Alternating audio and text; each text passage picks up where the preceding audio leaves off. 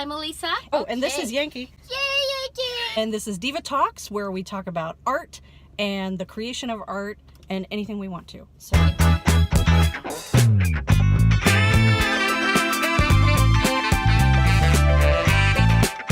and I just a couple of months ago finished up production of Souvenir, a Fantasia on the life of Florence Foster Jenkins. It was a lovely experience for me. Well, lovely for me too. So I wanted to kind of get your take in general on what that was like for you and what the process was like and just in general, how you felt about that. I have done a few things at Richmond Civic Theatre, but I have to say this is probably the culmination of my acting career. It really was so wonderful to do. It was a major part, and memorizing all those lines. I know. So to recap, it was you and Jared, who has also done one of these interviews now, but that's it, just the two of you in a full-length 2-act play. Yeah. So a lot of dialogue. A lot of dialogue. Yeah. This Fantasia, it is on the real life actress and singer, I guess she did a bit of acting, did she? I guess. You can call it that, yeah. Florence Foster Jenkins, who was living, she was born in the 19th century, wasn't she? She was a bit older when she really hit her peak in the 30s and 40s. Made it to Carnegie Hall, and a wonderful story. People may recognize the story if they saw the Meryl Streep version. I think that came out 2016, 15, 16, just a few years ago. Something like that. Yeah, not that long ago. But it's a different plot line. Very different. We finally saw it. Oh, very good. Okay. Very different. Really focused on Florence and her husband. Right. This is focused on Florence and her accompanist and their relationship. So it's more focused on art, isn't it? Right. It's more focused on absolutely. On the singing and why one sings. And how one sings. So let's talk about how Florence sings. Yeah. So she doesn't sing very well. It's the bottom line. Spoiler alert. Right. She cannot sing. She's been singing or taking voice lessons for years. It appears, and singing for friends for years, and they've always been very encouraging of her. I'm not really sure why, but she loves the operatic classics, and she loves bringing those to life. And so there's kind of this recognition of that love of art and music. And now Jared's character. Cosme McMoon. I get so quickly, I forget. Yeah.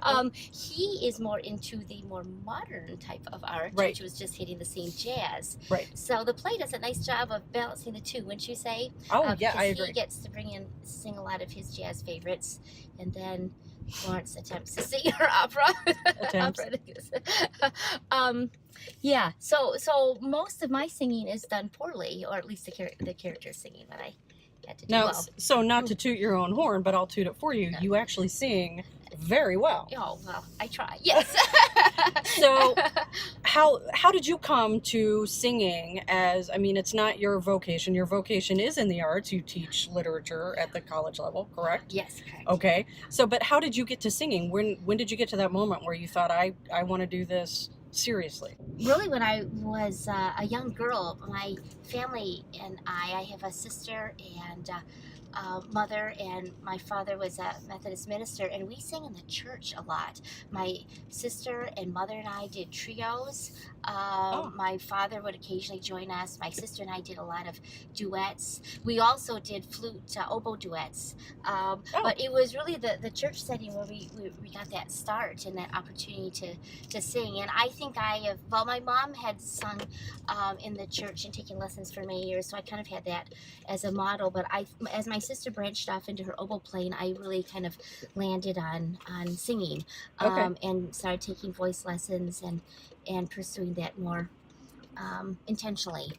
Even as I chose literature and academia as my profession. So how old were you when you started discovering music? Or do you even remember? Yeah, no. Very young, Okay. I think. I mean, these were cute little songs we were singing for a while. Right. At church, yeah. So we must have been pretty young. Yeah, I started taking voice lessons in high school, though. Okay. So, and I've pretty much been taking ever since, with a few breaks. Right. There for graduate school. Okay. Yeah. Okay. Yankees crawling all over. Yeah.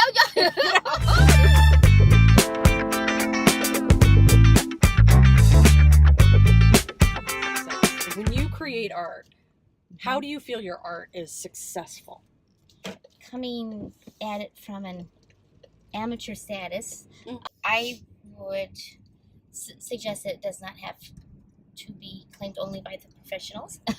Right. that amateurs can do art very well, with experience and passion and such. I direct, kids at the theater as well, and I was about to say I do think that experience really helps, and certainly with many of those kids, you can see they've worked their way up.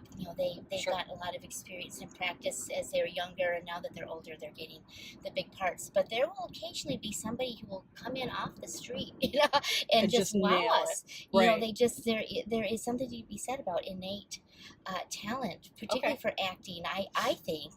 I think it can be achieved, but I think it can be innate as well. Sure.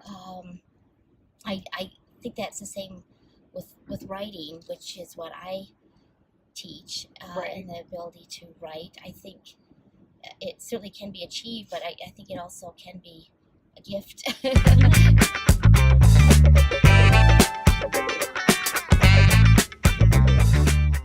If it's not a gift, how do we measure? For example, Florence, I guess, is a great example. Yes. Florence is somebody that created art because it gave her joy. And she, of course, didn't realize how bad she was at it. But in the end, I think, and I think we've all talked about this in the rehearsal process and everything, we all agreed that the moral of the story, so to speak, was about creating art no matter how good you are at it. Yes. If it brings you joy, do it. Yes. So, but on the other hand, there's also something to be said about respecting the work of art itself, with regard to giving it some dignity and doing it well and doing it right. Right. So is there a line? Is there some place where we should draw it and say, no, Florence, you shouldn't be singing because you're not bringing the dignity to the works that you love so much? My thought is that art is important for the artist and should be claimed by anybody who wants to paint or sing or act or write. And they if it brings them joy, they should do it. But art also, in its traditional form, has an audience. There's somebody who receives that art. And bringing joy to that audience is also important. So at a certain point, I think anybody should do art who wants to, but whether it should enter the arena of an audience, I think it's up to the audience whether the audience wants to receive that art. And I think that's the sadness for many artists who love what they're doing, but there isn't an audience who appreciates what they're doing. Now, Florence was a kind of an interesting case, was she not? Because everybody realized she was doing it very poorly, and yet they still were a very receptive, willing audience for her, and paying a huge amount of money for, at the time anyway, in order to see her. I guess she redefined art, that it didn't necessarily have to be accurate and dignified, but could also bring a comic side to art, and I'm sure that's why people are going to see her. Don't you? That's think? why people were. It was they got a a laugh comedy out of act.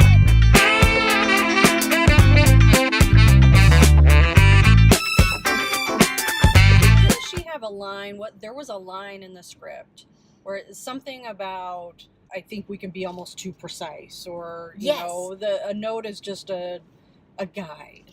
Yes, the composer is merely left yes, What is it? signposts Signposts. to Right. guide us.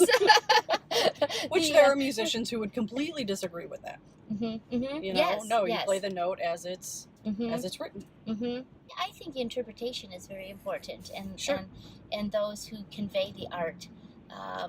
I mean, there's the originator, the composer, the writer, but then there are those the practitioners who convey that art to others, and I think they are an important part of that process too, and how they convey it. Certainly, as I teach literature, the interpretation process is vital, and that's what I'm always encouraging students to claim. You know, that their role is just as important as the writer's original intentions. And how they interpret it.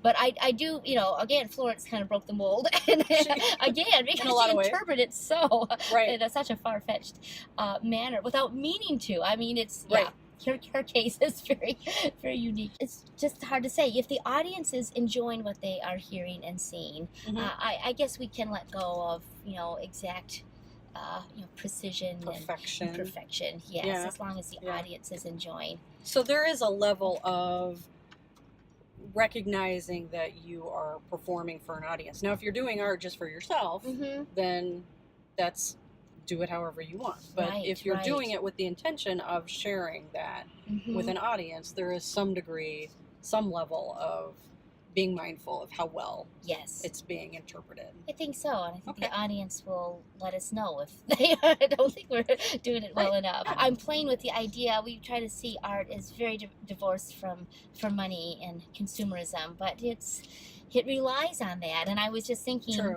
the audience will pay with their money if they like it. You know, they will come see the show, they will buy the artwork, they will buy your novel, or they won't. Or they won't. That's right.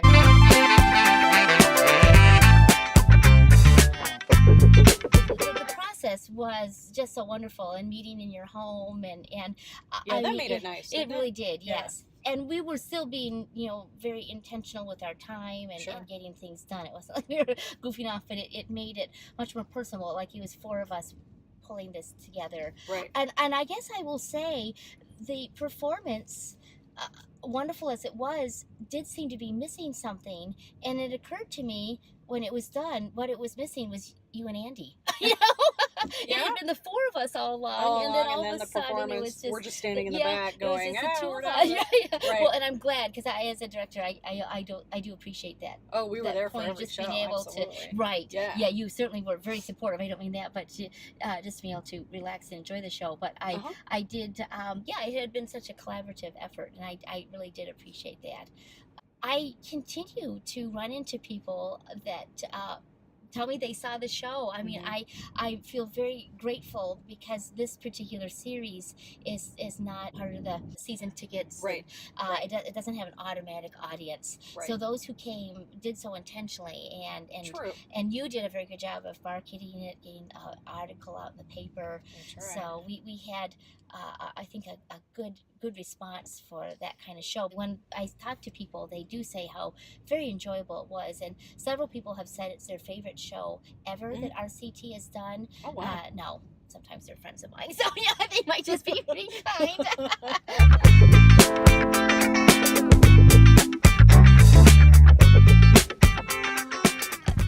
For the school show, Jared, I think it was accidental, although I think he told me afterwards it wasn't, but he got so mad. There's a scene where he gets really mad at Florence, right? Yes. She blames him for some wrong notes. My goodness, you know, and you can't blame him for blowing up at her. And He's a been very so patient. disturbing scene.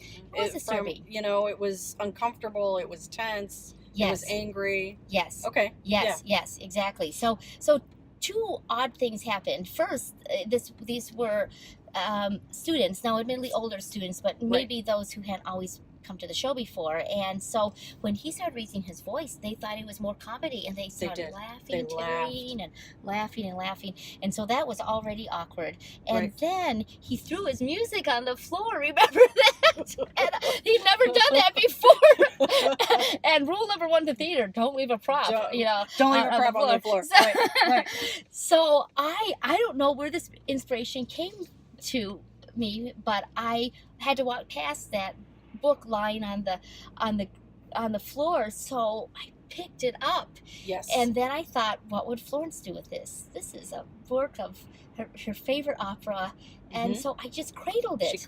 I cradled it. It was lovely. And anyway, as I said, I don't know where that idea came from, but I'm glad it worked because it was, and it showed me I can kind of work on the fly if I need to. Because oh my goodness, people are laughing, books are flying. I know. How did you, in the moment though, because every time we'd rehearse that scene, of course it's silent, we didn't have an audience, and of course we all had talked a lot about how difficult that scene is and how uncomfortable it is, because that's the first and only time we see Cosme get angry. Yes. And so in that moment, when you've got an audience full of kids, teenagers, but who are laughing at something that's really not funny, how did you handle that in the moment? I remember thinking, I've got to calm them down. And so what I did is I started my crying earlier. Okay. I kind of worked up to it as I go and sit down, and then kind of am showing a lot of emotion in my face and kind of work up to the crying. But I sat down and I burst out crying immediately to kind of register to them, this is serious, folks. This is serious. I'm crying. Somebody's feelings are being hurt there, and they got it. They did. They calmed down. They calmed down. Yeah.